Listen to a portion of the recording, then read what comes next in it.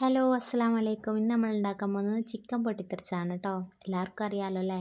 ആദ്യം boneless chicken എടുക്കുക. നമുക്ക് അതിലേക്ക് എന്താക്കുക, നീളത്തിൽ കട്ട് ചെയ്തതിന് ശേഷം നല്ല കഴുകി വൃത്തിയാക്കിയിട്ട് ഉപ്പ്, മഞ്ഞൾപ്പൊടി, മുളക് പൊടി, കുരുമുളക് പൊടി, കുറച്ച് ചില്ലി ഫ്ലേക്സും കൂടെ ഇട്ട് കുറച്ച് തൈരും കൂടെ ആഡ് ചെയ്തിട്ട് നന്നായി മിക്സ് ചെയ്യുക. അതിലേക്ക് നമുക്ക് എന്താക്കുക, ഒരു മുട്ടയും കൂടെ പൊട്ടിച്ചൊഴിച്ച് കൊടുക്കുക കേട്ടോ. 1.5 സ്പൂണ് കോൺഫ്ലവറും കൂടെ ആഡ് ചെയ്ത് നന്നായി മിക്സ് ചെയ്ത് കൊടുക്കുക. മിക്സ് ചെയ്ത് വെച്ചതിലേക്ക് കുറച്ച് സോയാ സോസും കൂടെ ആഡ് ചെയ്യുക കേട്ടോ. നന്നായിട്ട് മിക്സ് ചെയ്യുക. അധികമായി പോകരുത്. സോയാ സോസ് അധികമായ എൻ്റെ ചവ ഉണ്ടാവും കേട്ടോ. അതുകൊണ്ട് എന്താക്കണം, കുറച്ച് മാത്രമേ ആഡ് ചെയ്യാവൂ.